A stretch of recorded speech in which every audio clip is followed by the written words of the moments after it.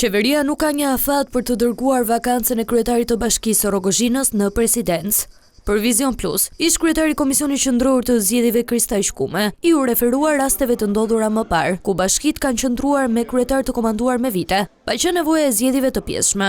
Për Këshillin e Ministrave nuk parashikon asgjë. Pra, është në diskrecionin e këtij organi që të marrë vendimin kur ai e shef të arsyeshme për ta shkarkuar nga detyra kryetari i Bashkisë dhe për të bërë pastaj njoftimin për vakancën e krijuar presidentit të Republikës.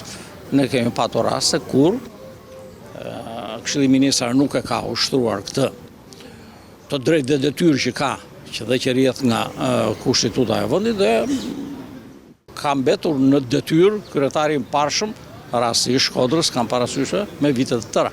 Megjithatë, Kume shpjegon se zgjedhjet e pjesshme nuk ka nevojë të mbahen në rastet ku kryebashkiaku largohet nga institucioni vendor 6 muaj përpara zgjedhjeve lokale.